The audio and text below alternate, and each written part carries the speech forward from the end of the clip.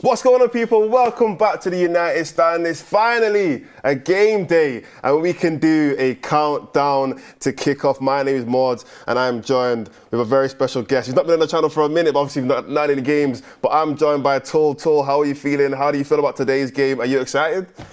Yeah, really excited. just really excited for the season in general, mate. Yeah. I know me and you in particular were really moody towards the end of last season. It was dark. I mean, it was a dark we were done, mate. Yeah. We were at the end of our tether. However, they've got me again, mate. Yeah, they do it every year. They've got me, and I'm excited, and I'm probably overly optimistic. But I don't know. In my head, I'm saying I'm rightly optimistic because I think the business we've done is right. I think what we've done so far is spot on. So yeah, really excited. Can't wait to get it started at Old Trafford. Yeah. And yeah, man, bring it on. I mean, look, news has obviously just come out about Sesko officially signing to United. I mean, we already knew he was going to be a United player, but it has officially just come out that he is fully signed his documents and all the legal stuff is finally done. Sesko is a Manchester United player. I mean, we may as well just start there. That's the biggest news. How are you feeling about that? Are you excited for Sesko? And also, how do you feel like it's going to play out? Do you know what? So far, with all the signings they've made, they should have done this last year. The biggest issue we've had for the last 2 years is goals. Like, that's 2 seasons on the bounce where we've severely underscored. So I'm happy that all they've done is they've just brought in goals. And not only that, the footballers we brought in look like good footballers. Like, we've watched plenty of Cunha and Mbuemo. I've not watched a load of Sesko, to be honest, however he's got a decent goal record, but we brought in good footballers, guys who look good on the ball, and then they're backing it up with the goals too. So on paper, we've solved like 70% of our issues, because it really is that big of a deal, because we were saying last season we were all moaning, why have we not signed a striker? And that was last year, and you know, we've had the season we really should have expected, because we had no goals in the side. So the front three, the upgrade on that front three on paper is just, it's remarkable. I mean, it's gone from, honestly, arguably the worst front three in the Premier League to, I think we're in that top 5. We're up there, we're in the conversation. We're in there, man. So, yeah, good business, good business. I mean, Sesko's obviously come out with some quotes. I'm going to go through them. So, Benjamin Sesko says, the history of Manchester United is obviously very special, but what really excites me is the future. When we discussed the project, it was clear that everything is in place for this team to continue to grow and compete for the biggest trophies again soon. Now, first of all, I love that quote, but what I really like about that quote is I did loads of like 2 PM shows and whatnot talking about the whole Sesko back and forth. He's going to go Newcastle, he's going to go United. And one of the main points that I kind of brought up was, which a lot of Newcastle fans hated me for it, was the future for United is stronger than the future for Newcastle's, in my opinion. Not to really bring it back to that whole conversation, but Sesko clearly agrees with what I'm saying by what he's talking about. He says, when we discussed the project, it was clear that everything is in place for this team to continue to grow and compete for the biggest trophies again soon. The main thing for me is soon. From what it looks like is we're bringing in obviously top striker in Sesko. We've brought in 2 10s. You mentioned about how we've completely rejuvenated that front line. Potentially going to go and bring in a Belieber, which will completely change the midfield. And then the defence is already pretty strong anyway. But if we're going to bring in Donnarumma, one of the best keepers in the world, he's literally in the Ballon d'Or list. He might finish in the top 10. That's another top goalkeeper. It's looking like we're trying to make big decisions to build this team up for the next 2 years. The next 2-3 years, we could be in those conversations for potentially winning the league or competing in the Champions League. And for a player like Sesko, 22 years old, that's what you want. You want the next 3 to 5 years of your career to be strong, because why would you want to wait until you're in your late 20s, early 30s before you compete? Why don't you compete now? You're good enough. So I really like that quote. I mean, what do you think about that? You obviously kind of refer back to the history as well of United, but the future is what looks the brightest, in my opinion, when it comes to Sesko. I think you've got to give, because I've seen a bit of talk about this recently, I think you've got to give INEOS a fair share of credit, man, because, you know, players do look at the project, and when they're coming into a club, they will look at, you know, what's going on around the club. And if you come into a club and you're seeing a £60 million rejuvenation of a training ground, you're seeing a new stadium being built, or rather a big, massive renovation of the current stadium, it's huge. It's a huge green flag. Yeah. If you look, if it was 3 years ago when you're trying to convince Sesko to join, you're walking him around the old training ground and then you take him to Old Trafford and the ceiling's leaking, then do you know what I mean? It's a bit of a harder sell. But what INEOS have done, I mean, I know it was a bit of a pile-on last year with the cost-cutting measures and etc. However, in the short time that we've had them, it looks like whatever they're doing behind the scenes is obviously working a little bit, because let's be honest, they've spent way more than we thought they were going to spend in terms of transfers. Definitely, yeah. You know, at the start of the transfer window, I thought we only meant to be spending 100 million quid. Do you know what I mean? I thought we only meant to spend 100 million quid. That's what everyone was saying, and look what we've done, and we've not even got players out the door yet. Yeah. So I think they've obviously got a very clear vision. I think Amorim knows what he's doing by the sounds of things. He's got a plan. He was saying last season he's going to stick to what he's doing. And he has. And I think that's attractive to players. I think if you're trying to sell it to a player, if you're Sesko and you're looking at that and it's a very clear cut plan, you're going to look at it and go, yeah, I'm in, man. I'm joining in. Yeah, so, I think the INEOS point is actually good because, I'll be honest, I've been critical. I think we all have. Everyone been critical. everyone had. It was harsh what happened, but I suppose it's business. Do you know what I mean? Yeah. If that's what's got to happen, it's harsh and it's sad, but yeah. And going on to that point is even though we were harsh, when you actually look at it now, in obviously hindsight's a great thing. You know, at the moment, for example, let's say in January, let's be honest, we were all very frustrated. Everyone thought we needed to bring in players. Amorim said that he needed players, and all we brought in was dog you in heaven, and it kind of felt like, what is the plan for INEOS? Are you here to actually rebuild the team, rebuild United, or are you just here for, I don't know, a quick cash grab? But now that I've seen the improvements that we've made and the big signs that we have made and potentially will go make, now I've seen the improvements to Carrington, which looks amazing, probably could be one of the best training grounds in England or possibly the world right now. And like you said, this new stadium, which I don't know how long it's going to take, but let's say 3 to 5 years, it'll probably be built. It's looking like they've really actually put in a lot of effort and financially are actually backing it, the improvements and development of the whole club, not just the team, but the whole club and the infrastructure as well. So INEOS are making moves, and we don't know if it's worked yet because we still got to wait for the football to kind of play out and see if we actually go and win. But one of the main things that everyone was pretty much saying was, it's not just about the football on the pitch. We need to build up everything. We need to build up, like I said, the training ground, build up the culture in the club, get rid of certain players and bring in a different kind of mentality, bring in a manager that has a certain philosophy and is willing to take control himself, not just be like a puppet to the ownership, willing to take control, which Amorim is, to fully actually change United and bring us back. So I think INEOS, like you said, you got to give them a little bit of credit. Like I said, we have to wait till they see what it looks like on the pitch. But so far, they've done, in certain aspects, they've done a good job. Yeah, and I think all you've got to do is compare it to the Glazers, mate. I mean, you look at what we had compared to what INEOS have done. To be honest with you, INEOS didn't even have to do that much to even get credit. Yeah. Do you know what I mean? They could have done a £10 million renovation on Carrington and not even planned a new stadium, and people still would have said, fair play, man. Like we needed it, yeah. So, you know, you could almost say they're going to exceed expectation, because they didn't have to come in and do that much really to do better than what the Glazers have done. They're cleaning up a serious mess, and we're only a year into it. Yeah. You know, look, this is a project. Maybe 5 years down the line, we could be going, wow, like that was the turning point. That was the turning point. Yeah. I mean, Sesko's got some more quotes. So he says, from the moment that I arrived, I could feel the positive energy and family environment that the club has created. It is clearly the perfect place to reach my maximum level and fulfill all of my ambitions. I cannot wait to start learning from Ruben and connect with my teammates to achieve the success that we all know we are capable of together. And then James Wilcox says as well, Benjamin possesses a rare combination of electrifying pace and the ability to physically dominate defenders, making him one of the most exceptional young talents in the world. So look, I think he's very excited to come to the club. I can imagine the teammates, you know, everybody else who's at United. I mean, let's be honest, the players themselves know that we probably needed a striker. Let's be honest. They knew, they might not have said it because, you know, you don't want to kick someone. Yeah, it's not something that you're going to really come out and say, or even among the teammates, you're not really going to discuss certain things. But they knew that for them to hit a certain level in certain positions anyway, you need a top quality player. And I think the fact that Sesko's come in, and I mean, his energy already looks like he's ready to go. He's not really here to take a couple of months or a year to kind of get his feet wet. Now he's ready to go straight away, and you know, I'm excited. I mean, let us know in the chat. How are you feeling about Sesko? I'm going to go through a couple of super chats, but I mean, like the news that has come out today. If you just tuned into the show, Sesko has officially signed for Manchester United. It is done. It is confirmed, and he is a Manchester United player. So, I mean, a couple of super chats here.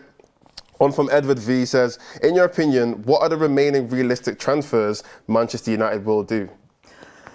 It's got to be a midfielder. I mean, keeper. I'd love to sign a keeper, and the Donnarumma availability makes it seem a lot easier. Yeah. Because it's not like you've got to go and search for a keeper. You've got one blatant. You've got a blatantly obvious one there. Yeah. Wages. I don't know what's going to happen with it. It might not happen just because I think the wages will probably be astronomical. Yeah. However, the one position which I think they'll have known before the window, they can't go into the season without it, is a midfielder. So I'm expecting a midfielder, whether it is Belieber or whether it's a plan B for the time being, and maybe we go after Belieber in another year. But they've got to bolster that midfield, and I don't think they should be moving midfielders on yet. I think they just need to bring a midfielder in. I don't think another one should be going out the door. I think just bolster up that midfield, because Casemiro will be gone next year, so we're going to be bringing another one in anyway. So yeah, just another midfielder, a good one as well. It's got to be worth our time. It's got to be, you know, there's no point signing a player who's just going to be gone in a year or two. Do you know what I mean? And I do think maybe if worst really comes to worst, maybe if there's not one there right now, and you know there's not one worth the time, maybe they will wait till maybe January, if there's just not one ready. But for me as a fan, I think they've got to go into that new season with another one. And I think with the midfielder thing, and to be fair, in every position it's the same. If you want to get a top quality player, January isn't necessarily the best time to do it. Yeah. Because let's be honest, these big players, not necessarily big players, but the better players, one, they might be playing for better teams. And naturally, these better teams aren't going to want to give up a big possession halfway through the season. But also, even the smaller teams, they're going to be thinking, look, we might need him to survive. You know, we might need him to kind of carry us to the end of the season at least. And then, like, look at Gyökeres. The whole story with Gyökeres was we didn't want to get him in January. Amorim said it himself. When we were going for him, you didn't want to get him in January because you wanted him to finish the season and win the league. So I don't think we're going to end up getting a top quality midfielder, which is what I want. I don't really want someone to kind of fill the gap, because I think we should be looking at starters. Now, I said this one of my other shows. United have just got a good team of squad players. We've got a very good team of players that should sub in. You know what I'm saying? Players like Xerxes, players like Ugarte, Mainu, Aiden Heaven, or even Højlund, all these players, decent players, but they shouldn't be starters at this moment in time.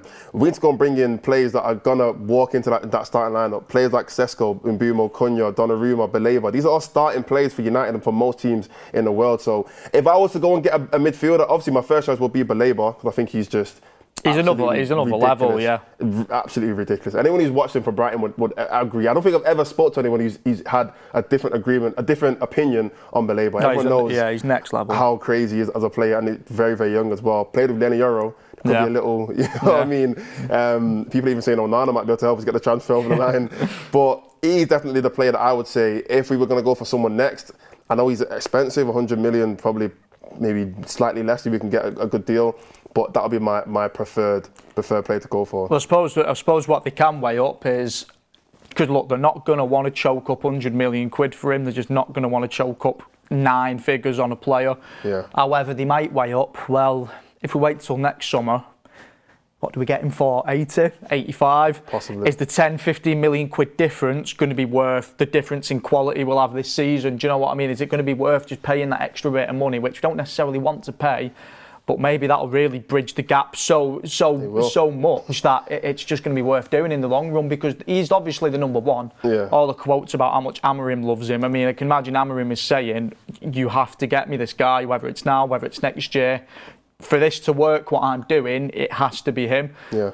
So it's like, yeah, do you wait another year? What if he has a mint season? What if he has a team of the year season? Do you know what I mean? What if Brighton end up top 6? So, like, there's so much that goes into it. 150. Yes, exactly. So it's like there's so much that goes into it where it's like, is it even really worth waiting, or do you just get him in now and give Amorim every single tool that he's saying he needs? You're giving Amorim then absolutely everything, and it's like, you go on, mate. That's it now. Do the work. Yeah. We've give you what you need. Now let's see. So I think. Maybe they can get him for like a 90 million and some add-ons, maybe. I just think Brighton are going to stick the heels in. I'd be right now I'm 60-40, like, and I'm more leaning towards we won't get him. Yeah, and you got to also take into account what Brighton have sold their other players for. Caicedo, 100 million plus. Yeah. McAllister, was like, I don't think he's that much actually, but these are cheap players, you know what I mean? And for someone like Baleba, Brighton have always had a thing about having good quality midfielders. They even like who's the player went to Tottenham? I can't remember his name. My mind's completely gone blank. Everyone knows what I'm talking about in the chat. Player went to Tottenham. They've always had a thing for having top quality midfielders. So this for me is probably the best one that they've had. So I can't imagine them settling for anything less, especially because United, you've got United tax. You know what I mean? Nice little 15% tax there. But anyway, look, we're going to talk a bit more about transfers later on in the countdown to kickoff before the game. But I actually want to talk about today's game a bit before the lineup comes out, which will. I don't know exactly. Someone let me know in my ear exactly what time. Should be about 12:15, maybe about 12. Maybe about 12, innit? Yeah. So we're going to actually talk a bit about the game. I think the main thing, or the first thing I want to really discuss is, the return of David De Gea. Yeah. Now, I want to know your opinion, but I heard Mark speak about this earlier on one of his, it was like an 8 p.m. show, about how, for as great of a player De Gea is, or was for United, in my opinion, he's top 5 goalkeepers Premier League all time. That's the level that De Gea played at, and the consistency that he had. The way how he exited the club was far from what he deserved, in my opinion. Yeah, it was unfortunate. It was very, very unfortunate, and like I said, an actual Premier League legend. You can't be a top 5 player in your position and not be a legend of your club. It doesn't even make sense. And for United, for someone who's been such a good, I don't even want to use the word servant, because he was our player of the year. Icon, mate. He's an icon. He's one of our he's our player of the year, like multiple years. Spanish Dave, mate. We loved him. Literally, we seriously loved him. And it's crazy. Like, you don't usually have a goalkeeper who is your best player. He literally saves you. Like, he was our best player for like 4 or 5 years. Like, very consistent player amount of the of year time. every season. And it wasn't even close. It was like, it's De Gea. You know what I mean? Next level. And he even won the Golden Glove on his last season. It's not like he ended. It's not like he got rubbed out and he was washed and then he just left because he was so far below standard we couldn't keep him. He was still a very, very top, probably top 3 to 5 keepers in the league. And for it to end in that way, I was a bit disappointed. I know a lot of United fans would agree. It was very disappointing, but I am happy that today he can at least have a little bit of a positive send-off. He doesn't seem, from the clips that I've seen, did you see the video that he put on the United? That was hilarious. He's like, Bruno, you won't score this. It'll be funny to see Bruno get a penalty today and he saves it. That'd be crazy. But you can see that he's in positive mood. At least it's not a negative kind of relationship between him and the club. But I will be happy to kind of see him actually get a nice farewell, what he deserves. Yeah, he was, it was unfortunate with De Gea. He was like what we said about, I know it wasn't INEOS when it happened, but the clean up of the club and there being casualties and people having to go, I think De Gea was the first one. I think he was the first casualty of that cleaning up the wage bill kind of thing. And, he was on a big amount of money, wasn't he? He was on 350 or something like that. And they'd made the decision that we need to get away from doing that. And unfortunately, that was... And who's going to take realistically, who's going to take a 50% reduction in wage? You just got to say, you're not fair enough to De Gea, because no one's going to do it. Do you know what I mean? You see how much he loves the club and stuff, but it's a big chunk of money. Do you know what I mean? Something deep down tells me that he'll be back one day. I don't know why. He's like 35. I just don't know why. He's not young. Something just tells me one day he'll be back. Maybe not as a player, But like, you know, like how like Johnny Evans kind of. Do you know what? You're right. He's not actually. Yeah, I'm thinking he's still young, man. Yeah, he's not going to come back for United. Maybe like as a fourth keeper, he's just in the back, helping, training and stuff like that. That would be good. I wouldn't mind that. But I mean, let us know in the chat what. I feel like he's got unfinished business, man. I don't know why. You know what? The one thing I'm happy about is that he did get to win the Prem. Yeah. That makes me happy because it hurts. Because as a United fan, I've seen my club lift the Premier League. I've seen most of our legends, if not all of our legends, lift the Premier League. You know, and that's something that kind of solidifies yourself as a top Premier League player if you've actually gone and won it.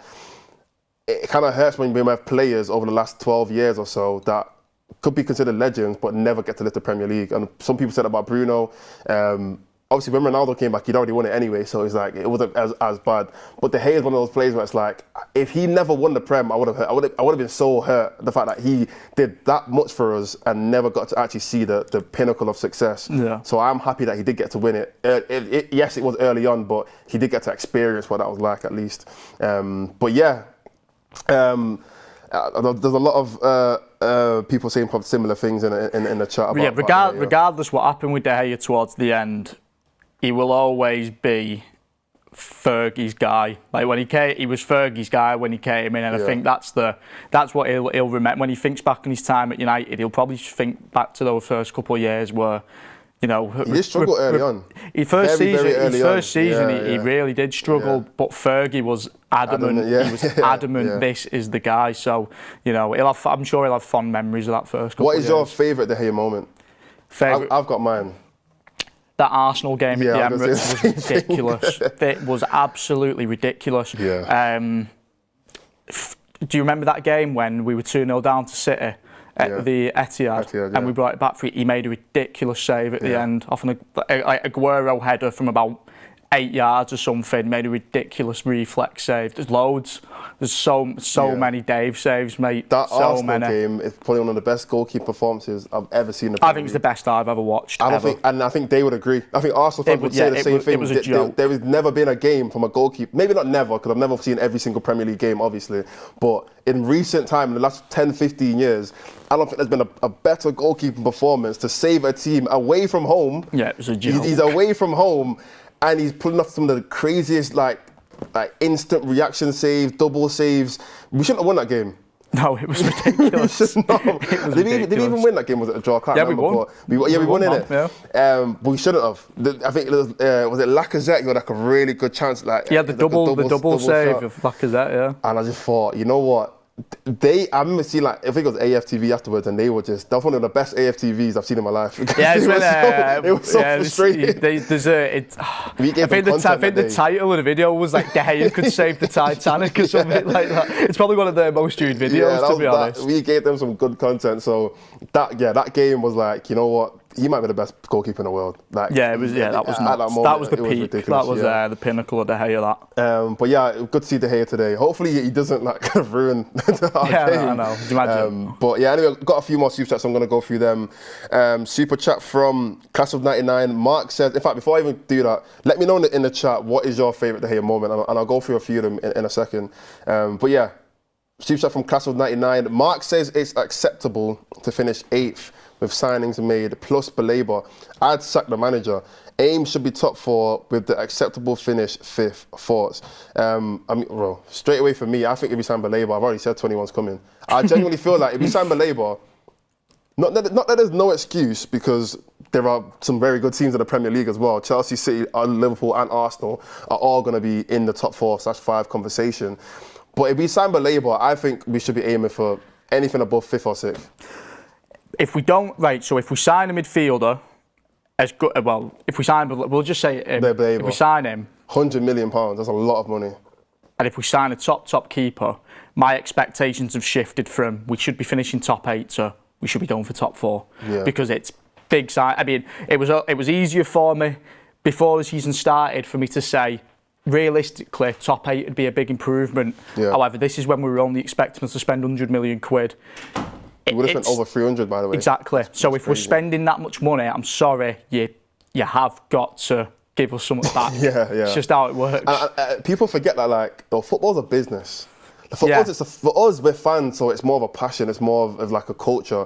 But for United, it's a business. If you was to have a business, a multi-billion-pound business, and you went and spent 300 plus million pounds on assets, you're going to want that to work pretty quickly. Yeah, no one puts 300 million quid down to not get not qualify for Europe. You know what I mean? That's like you don't put that kind of money down and think, okay, this is going to work out in the next 2 years. No, you're going to put that kind of money down and think this needs to translate in the next 6 months to a year. Yeah, and look, I'm in the long run for Amorim. Yeah. You know, me as a fan, even if we did finish 7th or 8th, as long as I'm seeing something better than last season, I'd be happy to say, just give him another year. Just let him do his thing, because we've done this so much now. Like, just let him have one more year and just give him the time. Maybe it'll click.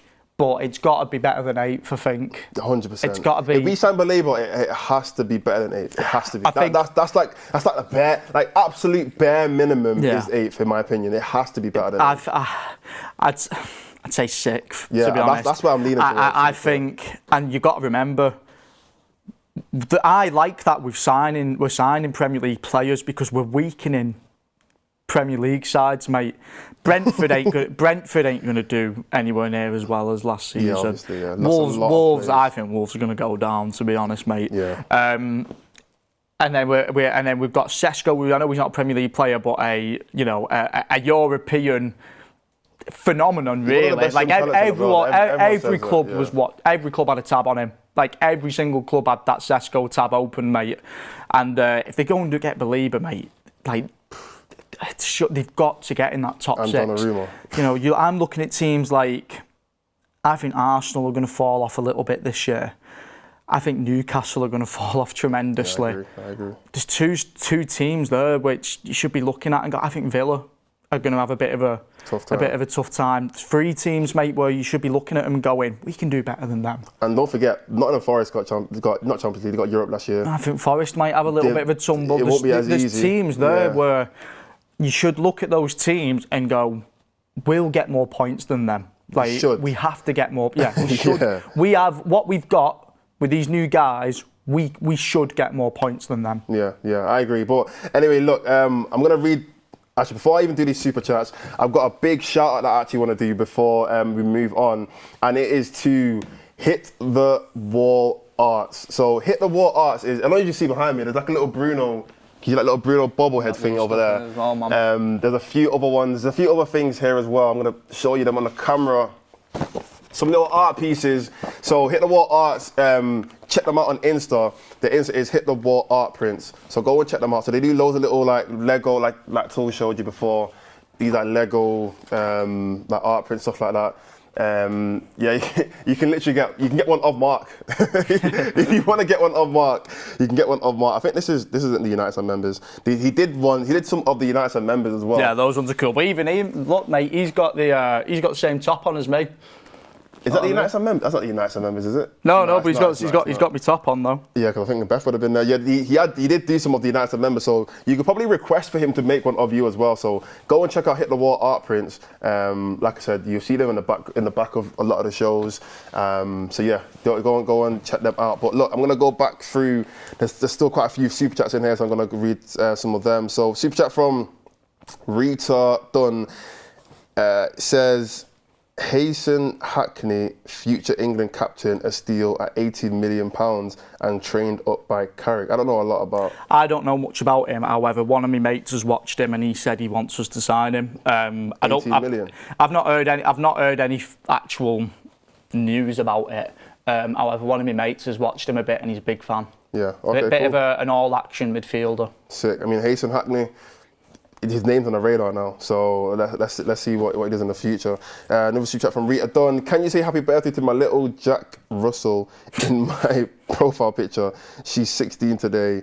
My Cindy facts. I mean, happy birthday. Happy birthday, mate. Happy birthday. Super chat from Mateo. As far as plan Bs for midfielders, I think we should look at Casado from Barca, who is reportedly available for €30 million. I understand he is young, but a La Masia reject is probably better than what we've got, to be honest. For me, it depends. It totally depends on the profile of midfielder. We're looking for a very specific. It's why Baleba fits us like a glove. Yeah. We're looking for a very all-action, but also bit more defensive-minded and powerful midfielder. It's why Belaber's the guy, man. He just ticks every single box. Yeah, I mean, all those defensive contributions, powerful. He's got like the best tackling stats going. But on the ball, mate, he's got that like Pogba kind of powerful, yeah. Like he just breezes past players and. It's just literally all action number 8, which we've not really had one for quite a while. I don't think. Not someone who can do it all. I mean, we had McTominay, but he didn't do it all. Yeah, well. You know what I mean? Ballon d'Or, by the way. If he gets top 10, I think he should. Because I don't see how you can. This is separate, but I don't see he can be the best player in one of the top 5 leagues and not be top 10 in Ballon d'Or. And league title, mate. I mean, he cruised into the league title, man. As much as I don't think he was as good as a United player, which I think most people would agree with, he didn't play at that level for United. What he did for Napoli, it was a joke. You don't just win that. You don't just win on your first season. On your first season, compared to what Napoli did the season before as well. Yeah. And obviously they had other good players, but he was one of the main front runners to kind of take them to that title. Serie A MVP. Look, top 10 Ballon d'Or. I think McTominay should be in there, and that'll be the first time we've had an ex-United player in the top 10 Ballon d'Or since I think Ronaldo, pretty much. So probably right, mate. Yeah. So I want to see that happen. But anyway. Moving on, read that one already. Super chat from Nick J. On Donnarumma, 26 million seems cheap, but PSG will accept staggered payments, and his 300k weekly wages make him more expensive on our balance sheet than any other signing this year. I think, you mentioned his wages was crazy. This is what I think. I think, if a team like PSG, we're winning Champions Leagues and whatnot, like if a team like them are moving him on because you can go and get an up and coming keeper and get them on a normal wage, then it's like maybe we should act like them. Maybe we should be doing a similar kind of thing. It's just, I don't know. It's just I feel like we've been stung every time we put someone on a big wage. Yeah, every time we put someone on the 300k plus wage, it's not. I can't remember a time it's worked out. I don't think it's worked out ever. So I'm just a bit like, is it worth it kind of thing? Is it worth the headache? It always seems to end up in headache, I feel like. I'm looking at his wages here. So he's on £212,000 a week. I imagine he wants an increase though, because I mean they've just won the Champions League and he's 25, 26. Yeah, he's very so I imagine he's looking for that big contract now, which you players around his age usually get. I imagine he's looking at a minimum 300, which is we can't do that. I'd love him, but we can't do it. There's no point. We've done it so much, and there's no point us. We need to move on. Yeah. Like if he wants to come to United on 200 grand a week, fair play, mate. Come on board. It's probably not going to happen. Yeah, and the thing is, a lot of people will be like, oh, well, if we can get him cheaper, we can use that money for the wages. But my thing with wages is it's not even necessarily about being able to afford it. It's about the dressing room. Exactly. You put a player on 350k a week. First of all, they're not performing. It kind of... no one will ever say this, but it makes the other players think, why am I on my wage when he's earning probably double and he's not performing? And I think that it will never be a thing that, and like I said, nobody will ever say this in the dressing room because footballers don't even talk about money ever. But the reality is, any normal person doing the same job as somebody else, even better, but knowing that they're earning double the amount that they're making, it's gonna have an effect on your mentality when you're playing the game. It's natural. That's just human instinct. You're gonna feel like that. And I know it's a lot of money anyway. Even if you're earning 100k a week, even if you're earning 50k a week, it's still a lot of money.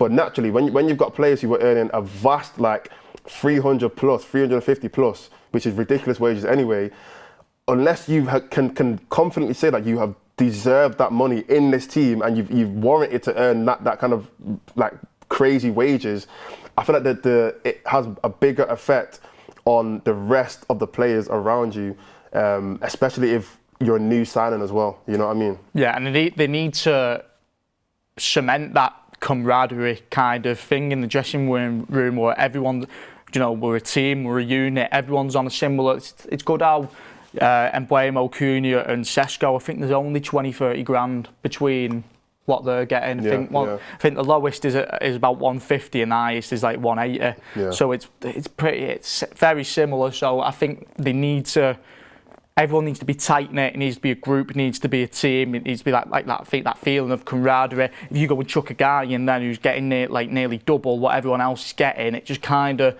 The only guy who should be on any money, which is like, there should only be one guy, Bruno Fernandes, because he is that recognised leader. Nobody's going to question what money Bruno's on. Do you know what I mean? No one's going to come in and go, well, why is Bruno getting it? It's Bruno, mate. Do you know what I mean? He has kind of earned it in the past few years, and everyone knows he is. Right now, he is Mr. Man United. He's the captain, and he does, regardless of what you think of him on the football pitch, he does live and breathe Man United. So apart from him, everybody else I'd like to be on that same similar wage. Yeah. Just for that feeling of, you know, we're a unit, we're a group, we're in this together. Do you know what I mean? When we were bringing in guys like, you know, I don't dislike Casemiro, but you bring in players like Casemiro in who it kind of like, I don't know, I suppose it could kind of feel like us and them. When you've got a group of players there who want like 350, 400, you know what? It's just a bit of a rift in the group, which we don't need. Yeah, teams have done great without it. Liverpool did great. Yeah. Liverpool did great, and everyone was on, you know, for a long time. 250. Yeah, exactly. Yeah. Not even, mate. It was a long time where it was like 150 to 200 tops. It was only Salah that was really on a crazy wage. Exactly, and they did very well off that. So, you know, it's not a bad model to follow. But anyway, I agree. So look, moving on, one more super chat before we move on to the rest of the show. This is a super chat from the Moose One. Says it's so crazy how the average transfer fee is over $50 million. I think that's what's that supposed to mean. I can find at the so I'm gonna read this again because he wrote this bare weird. So he says it's so crazy how the average transfer fee is over $50 million. I think the players who want to achieve something will be separated from those who aren't. Imagine if we had Welbeck now, he'd go for 70 million. Have a good day, y'all. I mean, a lot of people said last season we should have got Welbeck in January, which would have been funny. But I agree. I think the transfer market now is at a very weird place because I feel like for some reason 100 million isn't like, to me 100 million should be like, if you're over 100 M's. Like you should be winning the Ballon d'Or. You should be like in a ridiculous conversation. Even 100, 120, you should be in that kind of upper echelon of players. But now it kind of just feels like if you've got a lot of potential, you're around 80 to 90 plus, 80, 90, 100 million plus, which is weird because like a player could go from 50, like something like Elanga. If Elanga did what he was doing at Forest, but I don't know, for another team, he'd be a £100 million player just because of the team that he plays for. So yeah, the market's kind of weird. You got to kind of get lucky that, you know, like how Brighton, they don't get lucky. They obviously have a great scouting department, but you got to find quality, but in the right places. If you find quality in the wrong places, you're going to get finesse and you're going to end up paying a ridiculous amount of money.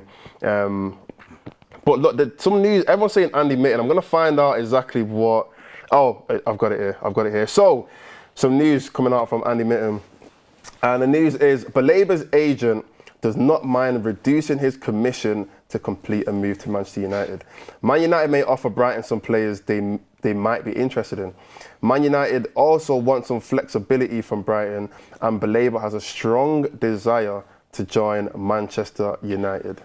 The main takeaway from that is going to a journalist and say, put it out there that I'll reduce my agent commission. They want this move so bad. That's a big statement. They are dying for this move. Because like you said, for an agent, his agent is pulling them strings, mate. Yeah. That is. I don't blame him. Look, for a player like Balaba, we spoke about him before. His talent it's not about potential anymore. He is one of the best, in my opinion, one of the best midfielders in the league. Yeah. And so if you're talking about all-round midfielders, he is one of the top players that is highly, highly sought after by pretty much most big clubs. Balaba's in that conversation anyway. If I'm Balaba and I'm you know, his team, first of all, he's on 12.5k a week, which is absolute robbery.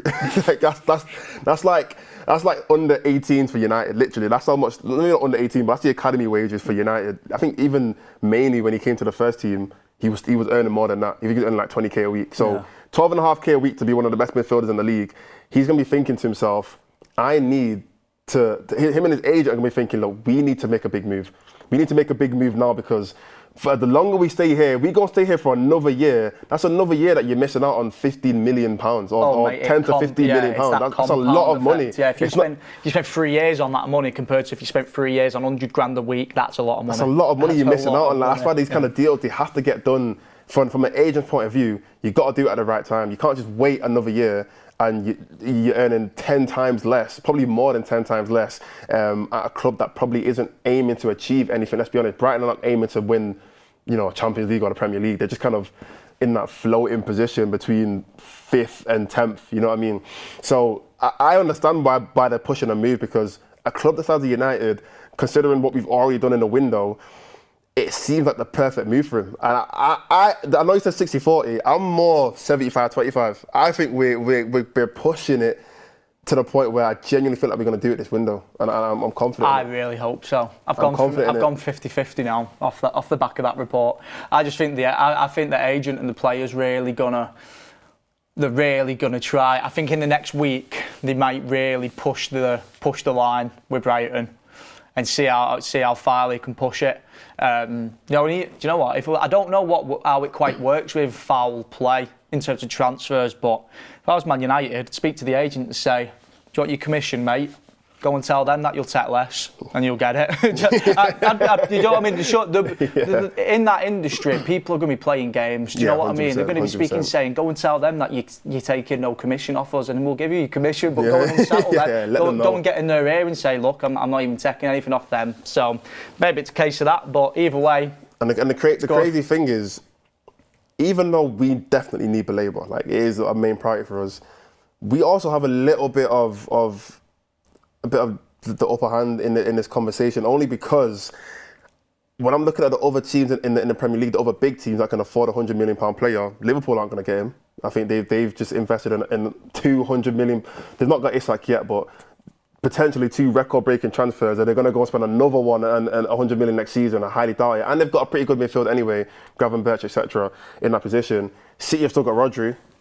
So I highly doubt they're going to go and bring in, and they've got other midfielders as well. They've just got Reinders and Cherky. They've just got Cherky as well. They're probably not going to go and spend another 100. I mean, City, they never know, but I highly doubt they're going to do that. Arsenal just signed another midfielder, and they've got Declan Rice. They signed Norgard and Zubimendi. So they've got their midfield kind of sorted out. Chelsea just took Caicedo off them, and they've still got Enzo. Newcastle don't really need. Newcastle got Bruno Guimaraes. They're fine. Realistically, if I'm Brighton and I'm looking for a Premier League team that can afford Baleba, it is United, and we actually desperately need him. So in a way, it's almost like if I'm Baleba and his agent, I'm thinking, we probably want this deal just as much as they want to bring us in. So there will be conversation, and there is conversations between the club and his team. And I feel like the conversation will be more about, look, we both want this to happen. What is the best way to make this happen right now? It's not a case of, we want you, we're going to do anything we can. It's more like, okay, like you said, he might have to lower commission. They spoke to Brighton and said, we want some flexibility. How much can we, it might not be 100 million, it might be 90, it might be 95, but I feel like the conversation is going to be more on both sides, because this is a deal that kind of helps both parties, if that makes sense. But yeah, look, I'm going to keep on saying this. If we get Baleba, 21 is coming, man. 21 is coming. Look, I'm going to move on just because there is a game on today, there is a game on. So I'm going to want to discuss a few other things. Look, it is pre-season. It is still pre-season. Next week is obviously the start of the season, which the first game against Arsenal. We will discuss that later in the show. But I want to talk to you about just pre-season in general, how you kind of feel like it's gone. This is our last game before the start of the season. First of all, what are your standout performances? What are your highlights that you've taken away from pre-season? I think Cunha looks good. I think he looks like he gives us something which we've not really had for a while. Just that just getting involved all over the pitch. Yeah. Do you know what I mean? Picking the ball up at the box, carrying it 30, 40 yards. moving the ball quite quick as well. When he gets it, he doesn't dilly-dally with the ball. He either passes the ball or he'll just straight away move. He'll move the ball across and he'll dribble past someone. Doesn't take ages to decide what he's going to do. Don't stand there doing step overs or something like that. He's very direct, and I think we needed some directness in the team. Yoro looks as good as he finished last season, I think. Aiden Heaven, I want to see him more next season. I think. I didn't ask you a question after this, actually. Go on. I was going to say, so, because we're strong on defenders. We are strong on defenders, but I think he should get plenty of game time, man. I really think Aiden Evans a really good player. So we did, me and Ricky and Beth had a discussion the other day, and we were talking about like defenders. Yeah. The like right centre back and left centre back. Now, as you know, Ricky loves Luke Shaw. You know, as you know, he said I love Luke Shaw. But Ricky loves Luke. Like he loves Luke Shaw. Yeah. So he said this is Ricky's statement. He said that the only player that stapled in that defence is Luke Shaw. And I said, I'll be honest. He said to me right now, who would I want to play for United against Arsenal? I'm picking Aiden Heaven over Luke Shaw. And I know that might be a wild thing to say, but I'm fully convinced that if I put Aiden Heaven in that team over Luke Shaw, I've got more confidence in Heaven than I do for Luke Shaw. Yeah, you see, I love Luke Shaw, right? However, I've got a different stance on it to Ricky. Ricky. Sorry, team news is out. Oh, of course. Yeah, but team news is out. I'm gonna bring the lineup. Let me try and find it on here. The lineup is out for this game. Just give me a second. Let me just try and get it up. Yeah, it's on the United Twitter. Let me just get it up 1 sec. So the team news is out. So the team is Binder in goal. In defence, we've got Maguire. Oh, they've done it in this weird way, innit? So in defence, we've got Maguire, Aiden Heaven, and Lenny Yoro. That's a great back three, that, in my opinion. In the midfield, we've got Bruno Fernandes and Casemiro. As wing backs, they've got Amad Diallo and Patrick Dorgu. And in the 210s, Mbumo and Cunha. And up top as a striker. No. So I hate how United they do it in numbers. They do it in numbers. All this, that's trying to figure it out. But no. So in the 210s, they've got Mbumo and Mount, I'm guessing. Yeah. And then up top, they've got Cunha. Yeah. They've got Cunha. So I'm going to go through that again, just because United just make things difficult for some reason. So in net, they've got Binder. The three centre backs is Lenny Yoro, Harry Maguire, and Aiden Heaven. The two wing backs is Amad Diallo and Patrick Dorgu. In the midfield is Bruno Fernandes, obviously captain, and Casemiro. The 210 positions is Brandon Mbumo and Mason Mount, and up top is Cunha. Solid lineup, that. It is a strong team. It's a solid lineup. It is a strong team. And on the bench, we have Tom Heaton, not me, but the player me. I wish I was playing. Dalot, De Ligt, Fredrickson, Leon, Shaw, Collier, Manu, Ugarte, Højlund, and Chido Obi Martin. What's going on with Xerxes? I think he's still injured. Oh, is it? Him and Mazraoui, I think they're still not fully fit. Okay. Yeah. So that is the team. You want me to read it again? Let me know. But that is the team. I'll read the subs again if you didn't hear it. It is Heaton. Hold on, Martinez, Lissandro. No, not Martinez. Not on the bench. No, not on the bench. He won't be back for like. Oh, is he still recovering? Yeah. I don't think he's even in fully like team training yet. I'm not sure. Oh, really? I'm not completely sure, but I don't think I've seen pictures of him like fully with in team training. But yeah, the bench is Heaton, Dalot, De Ligt, Fredrickson, Leon, Shaw, Collier, Manu, Ugarte, Højlund, and Obi. And as well, we're probably going to reveal or at least announce Sesko. Yep. Probably before the game starts. But yeah, I mean, thoughts on the team? Strong team you mentioned before. Great team, yeah. Like already miles better than what we were working with last season. That back five for me is brilliant.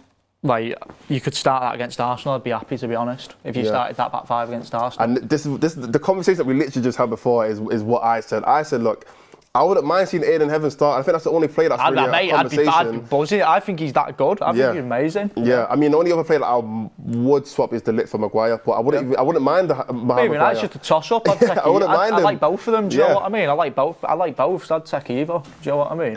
I mean, let's start off with I think this is a big conversation. The goalkeeper. I mean, we spoke about De Gea. Yeah. If only, if only today we had De Gea. But we've got Bayern there in goal. Onana, it is rumoured to say that he could start the first game of the season. How are you feeling about the goalkeeper situation in terms of what we have already? We've got to get a new one, but I just think midfield is the glaring priority. Yeah. I think if it's takes the rest of summer, if it takes till deadline day to get a midfielder in, and it leaves us no time to get a goalkeeper, I think that's what it's going to have to be. Yeah. Because they have to get a midfielder. They've got no choice. But I think, look, unless Onana has a serious turnaround season, which I'm not saying not like impossible, it could. Yeah. Like the guy's obviously got quality. He's just with Onana, it's like a concentration thing, or like I don't even know. It's just like a circus act thing with Onana. Maybe if he can go and have a good season, then maybe they'll change the stance on getting a goalkeeper. However, for me, cost us too much in the short time he's been here, and he almost nearly cost us getting to the Europa League final. Like he cost us in that first leg of the quarter final or whatever it was. So, in recent time, he has still shown us that he's just a headache, man. Like, remember going into that semi-final when everyone was debating whether he should start and people are asking the manager whether he's going to start. Like, just such a headache, man. Yeah. So I think, midfield's priority. However, we've got to get a keeper in the near future. If we're going to leave it till next year, then fine, leave it till next year. However, I'm not going to be daft. It's going to be Onana. We're not going to start Bayern Day next year. I don't really rate Bayern Day either, to be honest. But I think the reality is as well. If we do get Donnarumma, he's looking at the most likely player to replace Onana. Bayern Day won't be here. Because if I'm Bayern Day, I'm not staying there to be a third keeper. Yeah. In a season where we're not playing no Europe, so he's not going to get those games to play. If I'm Bayern Day, I'm thinking, let me get a deal as soon as possible, or let me impress and become the second keeper. And Onana might leave. I don't think Onana want to be a second keeper either. So, I think it is a position that we desperately need, in my opinion, as well. But at the same time, like I said, I think that midfield position is just a bit more. It's crucial. It's a bit more stronger. It's just crucial. I mean, I'm not. It's not that we didn't concede a lot of goals last year, because we did concede a lot of goals, but the scoring goals was a big problem for me. Yeah, so we've got that boxed off now. So I think I think we can work from the top downwards. I think that's the way to go. Yeah. So I mean, look, speaking about goals, I think something that's very interesting in this lineup, Højlund on the bench. Now, let's be honest, Sesko's going to be in by the start of the season. He might be on the bench for the first game, but I really want to start. This could have been Højlund's last opportunity to actually start a game. If you think about it next season, the fact that he's starting Cunha, in my opinion, it kind of shows that he might have a bit of a preference, talking about Amorim, he might have a bit of a preference of Cunha over Højlund in that number 9 position, which I'm not mad about. I'm not mad about it. I mean, we saw it in was it the Everton game or the Everton? Yeah. Was it the Everton game where he played there and he wasn't amazing? Let me not overdo it. And there were times where he did go quiet in that game, but I did see a few things where I thought, you know what, this is something that Højlund doesn't have, in terms of just being able to be a bit more of a goal threat in that final third. And I think today, if Cunha puts in a top performance and he scores or gets an assist or he just puts in a really good performance, it's looking very difficult for Højlund next season. That's if he stays. I mean, the news, I'm going to bring this up. So the news that came out yesterday was that Man United are open to a loan deal for Højlund, whilst Rasmus wants to stay. Man United definitely opened doors to a loan move. On the other hand, Højlund insists on staying at United as his priority, and he's not scared at all by the competition. AC Milan in contact with agents to advance, as Højlund and Vlahovic are their main options as a striker.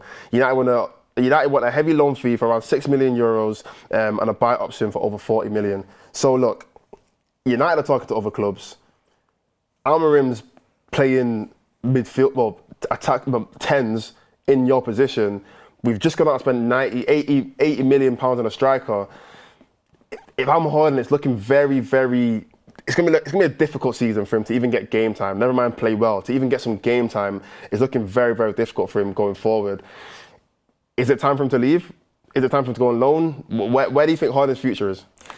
I think from Højlund's stance, if it was Højlund, I'd want to stay and try and prove myself. However, from the club's point of view, I think right now is the time you're going to get the most money for him.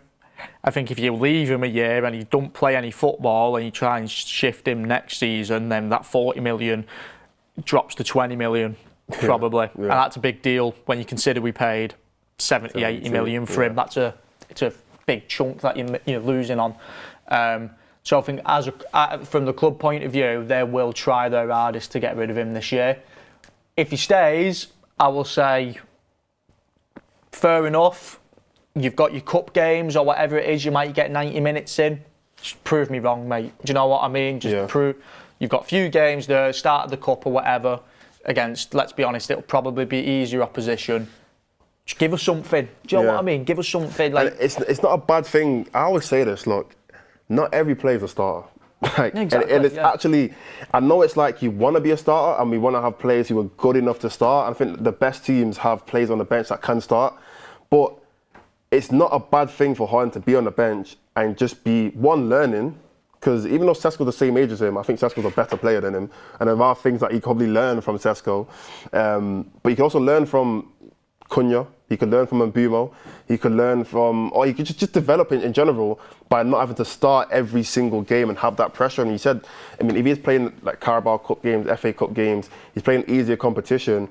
It's just a better way to develop a player who is going through, let's be honest, a pretty low confidence spell of his career. So it wouldn't be a bad thing if Højlund just sat on the bench and just waited for his opportunity. But like you said, the money that we might lose out on him, it could go down from 40 to 20. That's a lot of money to miss out on a player that if we did sell him and we took that 40 million, that could now go to, I don't know, a Belabo, or it could go to a Donnarumma. So I don't know. I'm not 50-50. I'm more on a. I think he should go on loan and actually go and play some regular football. But if he did kind of stay and just sat on the bench, I'd understand how why he would rather prefer to do that. Because that is what he's saying. He does want to stay and he does want to fight for position. I just don't see how he's going to ever take that position from anybody else. That AC Milan move is the best thing for everyone because he's going to go back to a league where he's played before. He knows what he's doing there. The club, if United managed to get a £6 million fee for sending him on loan and then £40 million buy option, that is like, I will say, fair play. Yeah. Like, you have done tremendously well. That's a Chelsea move. If they can get £46 million back for Højlund, I will stand up and give him a round of applause at the New Carrington, mate.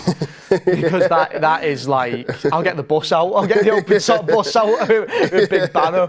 Because that is like, if they can manage to do that, mate, and I think AC Milan, Serie A, it's an easier sell to Højlund. You can sit him down and wiggle his arm a little bit and say, you know what I mean, you've been there before, mate. You're still technically a Man United player, even though they're thinking you're gone next year. But then you're still in Man United, you still come back next year. But let's be honest, you're probably not. But I think it's doable. I think if they can do it, they've got to do it. And let's be honest. Let's be very honest with ourselves.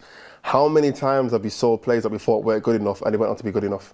He probably will, mate. I could name so many players. He'll probably go and do well. Ilanga, before he wasn't good enough, he went on and now he's good enough. Yeah. But Tomine, before he wasn't good enough, he left, now he's good enough. And I'm not saying that it's as simple as that and it's going to happen for McTominay, it might not. But if we put him out on loan and we say to him, look, if you're going to have a good season, you can come back. You can come back and you can play for us. And he seems like he really wants to do that anyway. So it isn't the worst thing to go and send him out, new environment, like I said, new league, not new league to him, but a different league. I mean, it's AC Milan. It's not a joke. Yeah, it's not a joke club. It's a good move. It's a historic, one of the biggest clubs. Like people saying like you know, he's not going to get anywhere better now after United. AC Milan's not bad, do you know what I mean? That's AC Milan. It's not like it's a joke team. It's a pretty big club to play for. It's a big European club, so San Siro.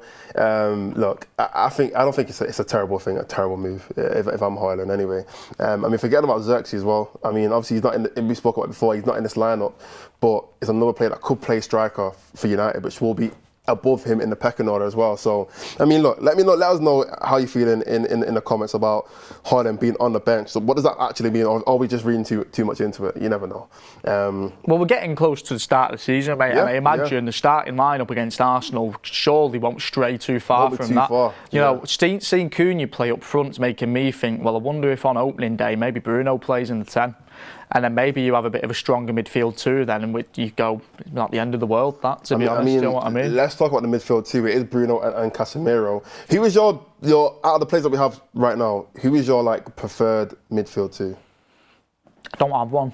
I don't even have one, because like I just look at all of them like it's like everyone says Bruno Ugarte, but to me that's like that's not mine. Like no, like I just can't. That cannot work. It's just too all over the place. It's just too erratic. It's just not. You know, in this system, we need stability in the middle, and those are the most unstable players at the club. So that for me doesn't work. A lot of yellow cards. If Casemiro can carry on the form from the back end of last season, you know, that form Casemiro had from March onwards. If Casemiro can bring that, then I think I'd have Casemiro in there. However, he didn't look great when I think it was Leeds he played against maybe, and I watched him and he just looked slow and just like that. Casemiro from the start of last season just seems to start the season really slow, and I don't know what he does in pre-season, mate, but like he just doesn't seem to start with that fire. And I know what you mean. And the thing with Casemiro is, I mean, like you said, at the end of last season, he was great in the Europa League. He was unbelievable, mate. He was amazing. He was arguably our best player. Towards the end of the year, he was our best player. Yeah, he was so good. And my thing on that is, I think if we just utilise Casemiro in the best way, if we just pick out the games that we want him to play in, I don't think he's going to complain. He's not going to be one of those players to be like, I'm Casemiro, I should start every game. He is Casemiro. You know, he is the most successful player at our club right now. If we're talking about who's won the most experienced. But I do feel like he's at the point of his career where he is more happy to play his role rather than be a demanding starter. There are some players in the team that I think that are probably walking into the dressing room thinking, I want to start every game. You know, and fair enough, they probably should do that, because not demand it, but they should want to start every game because of the point in their career that they're at. But with Casemiro, he's 30 plus years old.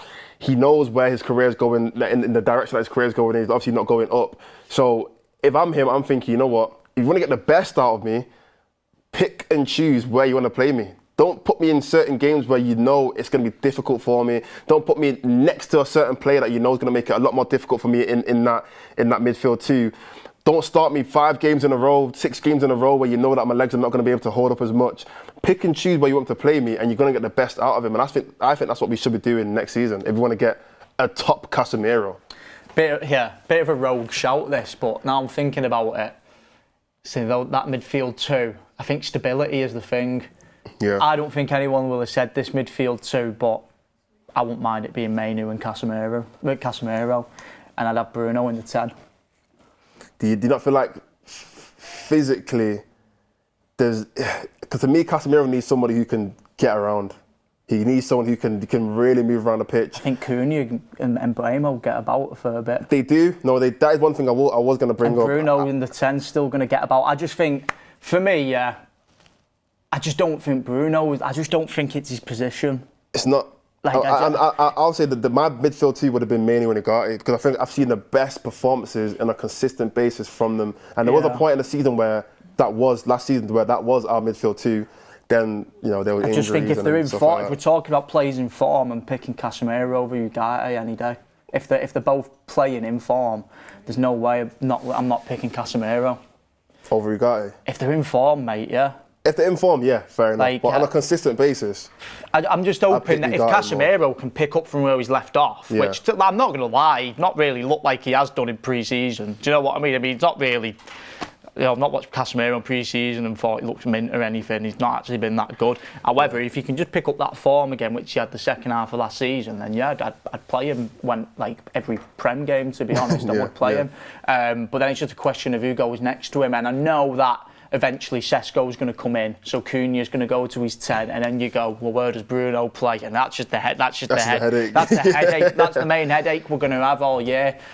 But it almost feels like I'd rather see Bruno interchanging with those two 10s, like more like. I just don't want to see him in that midfield too, mate. I don't like it when I see it. It almost feels like we need a player to complement Bruno more than we need a player to actually fill that role. That's what it feels like right now. It feels like when we're picking a midfield too, when we have Sesko starting, when we've got Mbeumo and Cunha in the 10s, the conversation isn't necessarily about who's the best midfield two, it's who's going to complement Bruno the best. Now that conversation is a very different conversation, because now it's, okay, we're only picking players to complement other players, hoping that Bruno has a good game. Because if you pick a player to complement Bruno and he's a bad game, all of a sudden you sacrifice your midfield in the hopes that Bruno plays well. Whereas if you pick a midfield based on who the best partnerships are, who works the best together, then it's like you're kind of getting the best out of both of your players. I don't know. I mean, I don't know who complements Bruno the best. I couldn't tell you. Genuinely, I don't think it's Mainu. It's weird. I don't think it's Casemiro. It probably is Casemiro out of the options we have. But even then, it's like it's not the best option. You know what I mean? The problem you have then is, you know, out of those two midfielders in the middle, you can't have one of those guys running and pressing the midfielder or something. Like I respect Bruno, and I love the passion and the energy and the willingness to, if the team's just not really moving, like he will just run and try it. He will run and press a goalkeeper or press someone at the corner, press a fullback at the corner flag. He'll just try and get a rise out of the guys, but I just don't think you can with that midfield too. For me, you've got to have two solid guys who. Rio Ferdinand said this, and I wasn't even thinking about this, but it ties into what I'm saying. The guys going forward have got to know that the guys are behind them. Like they can't be looking, but they've got to know that those two guys are going to be there. And for me, the most likely ones who are going to be there, it'd be Casemiro and Mainu. You just know they're going to be there. Do you know what I mean? So I don't think anyone else would have ever said Casemiro and Mainu was midfield two. And I've not really thought about it up until now. But if Bruno is going to play in the 10, because Sesko maybe, I don't think Sesko will start against Arsenal. I think it's too soon. I think it will be Cunha. And I think I'd rather have Bruno playing where Mount is playing today in that 10. And I think as long as Casemiro's not turned up like 5 kilo heavier. Now, everyone looks pretty in shape. Yeah, so as long as Casemiro's fit and firing, I'd probably go him and Mainu.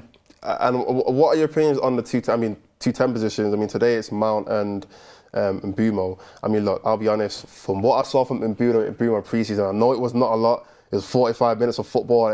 That's not necessarily the best amount of football to judge a player on. But he looks like he's going to be a problem this season. He looks like he's not taking any time to adjust. He's going to go straight in the season as, yo, I'm Mbeumo and I scored 20 goals last year. You have to stop me. You know what I mean? Like, I'm the problem. I'm the first name on, in basketball, you call it, you have like your scout reports. And I know football have scout reports as well, but you have something where it's like the first name on the team sheet, where the guys who's the first name on the team sheet is the guy you have to focus on first. You know what I mean? And I feel like when Mbeumo's coming to this season thinking, I'm going to be the first name on the team sheet. I'm going to lead that I'm going to be the one who you're looking at in every game thinking, how do we stop him first? Because he's going to be the main problem. And I think Mbeumo, he has the attributes from what we've seen already at Brentford, but it's the mentality as well. I feel like he's got that fire mentality, that strong, like, I'm not here to wait around, I'm not here to play games, I'm here to do what I need to do, because I want to be one of the main reasons why United win games, why United are one of the top teams in the league. And I saw a TikTok recently as well, and they were like, Mbeumo is the best 3 p.m. kickoff player in the Premier League. Like, when there's a blackout game and you can't see the game and you check Sky Sports and you look at who scored, Mbeumo 2 goals. 2 goals. Mbeumo 2 goals, 1 assist. You know what I mean? Like, them 1 game a week teams, like the Brentfords and the Crystal Palaces, well, Crystal Palace are in Europe now, so big up to them, but Brentfords and those other teams, like, and they're not playing a lot of games. There's certain players like Mbeumo, like Cunha, these players who they only play on a Saturday or early Sunday maybe. They're not really on the half-hour kickoffs like United are. They're early Sunday game. They're the ones who are going to be banging for you every week when no one's even watching. You know what I mean? And Boomer's got that in him. So I'm super excited to see what he does. And I think wild shout, but I think he could be our top goal scorer next season. He's the one Cunha was like, I was happy with Cunha, don't get me wrong, I was well happy with him, but for me, getting him Boomer was just a level above. Like, the excitement I had when I heard we were actually getting him, that was like... It almost felt unrealistic. Mate, I'm not even joking. Mate, he is too good. Like, we shouldn't have been even in the conversation to get him. Off the back of last season, we shouldn't have been anywhere near him. He should have been getting snatched up by, mate. I thought maybe Liverpool would tap him up because Salah's getting on, and maybe, I think Salah's got like a year or two. He just signed a new deal, hasn't he? But I think it was a short deal anyway. For me, he seemed like that perfect Salah replacement for them, to where he comes in, they slowly bed him in over 2 years, and then he slots in for Salah. That's how good I think he is. I think that's the level he is. The day I found out we were actually close to him, and like I just couldn't believe it. Yeah, I couldn't believe my eyes. Felt like Christmas. I was like, wow. I was getting excited. That was the one where I started getting excited about the season, because I was like, that's a serious player, man. Yeah. Like, that's a 20-goal Premier League season player. When's the last time we signed one of them? Do you know what I mean? That's not even a real. That is, to me, is like the upper tier of, for someone he wasn't even a striker. He wasn't playing striker, Like, he wasn't, like, Whistle was a striker. Whistle had a great season as well. Whistle, he's probably going to move. He's going to have a move this season. But for him to kind of be playing off Whistle, yes, he did take penalties. Obviously, that does help. But 20 goals a season is still a ridiculous number for anyone.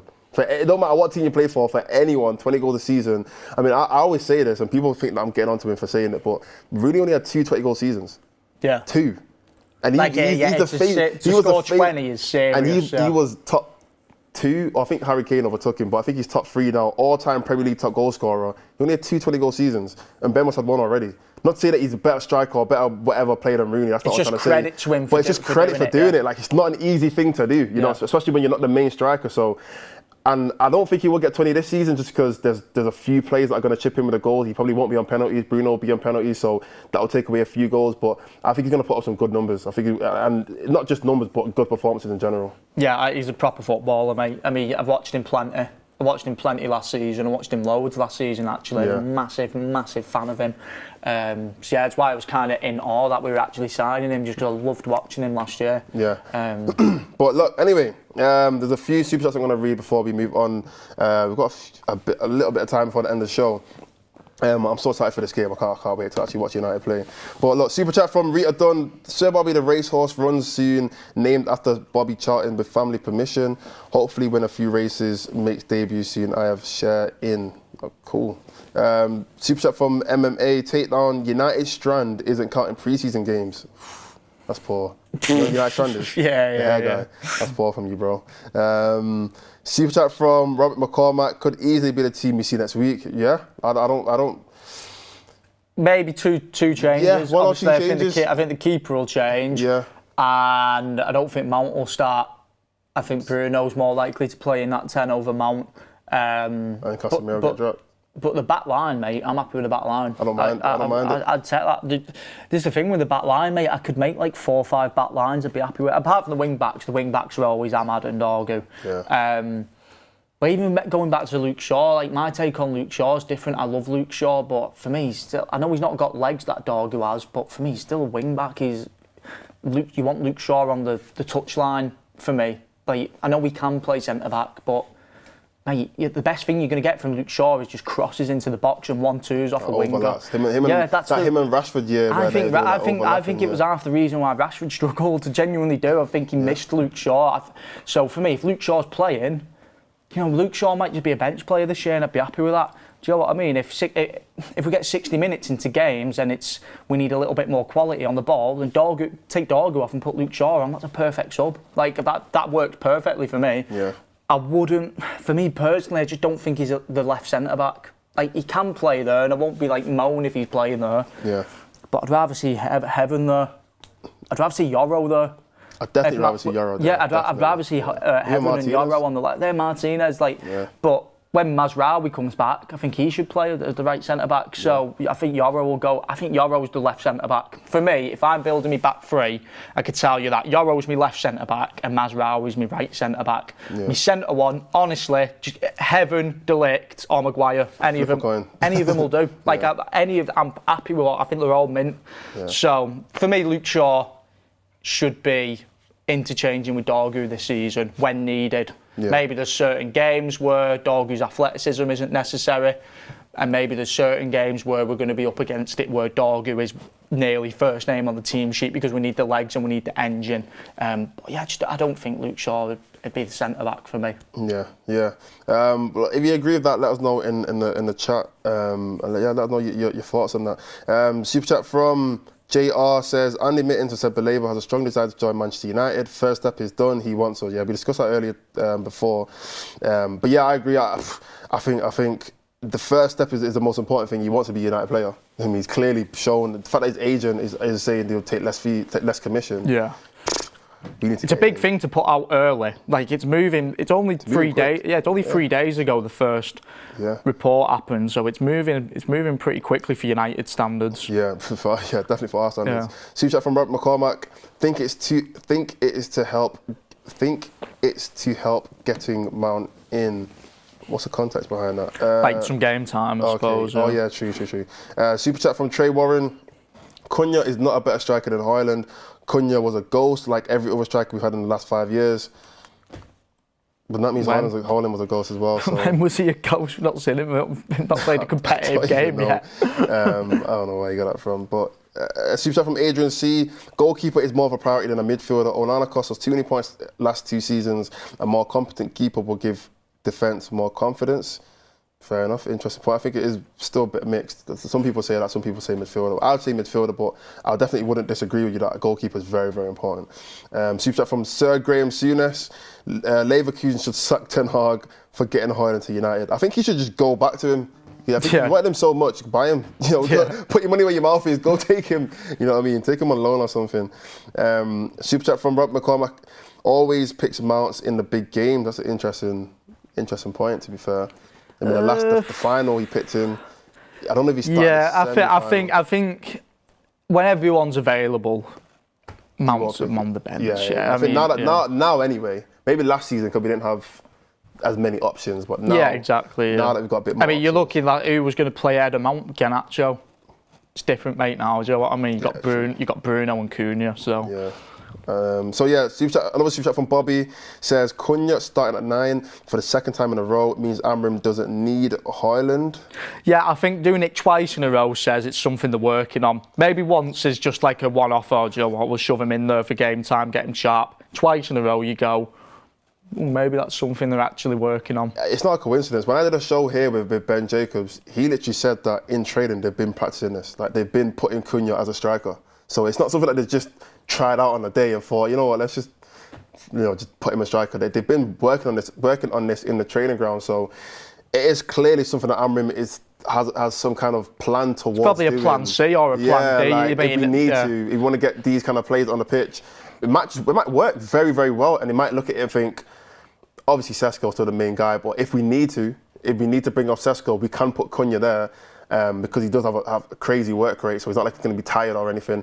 Put Cunha there and put Bruno in the 10 or put Mount in the 10, and it's just a good way of rotating the team around. I think there was something about the players Amorim's looking for as well. The players Amorim's bringing in, they've got to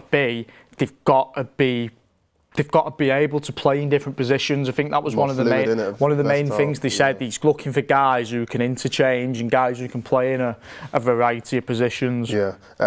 One more super chat from Andres Gomez. I don't think Amorim rates Højlund. It's so clear with these lineups. Such a shame because I didn't want to see Cunha at the 9 ever again. But here we are. Well, I think the reception on Cunha at 9 is not the greatest. We'll see today anyway. We'll all see today exactly how good he is. But look. Mark is live. Now, if you're new to the United side, I feel like there might be a few people that haven't actually seen a count to the kickoff because obviously the channel has grown. But what we try to do is send a message to Mark's chat based on today's game or in general. I'm a believer. Yeah. I'm a believer. Yeah. Hashtag I'm a believer. That's what I've been pushing that on Twitter since the news came out. I've been pushing I'm a believer on Twitter. So go to Mark's chat and just put on there I'm a believer. I'm a believer. But anyway, guys, thanks for listening. Thanks for watching.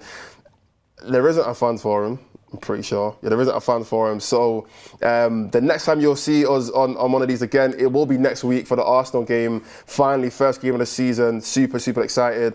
But look, thank you guys for listening and watching. Head over to Mark's chat and put I'm a believer, and we will see you on the next one.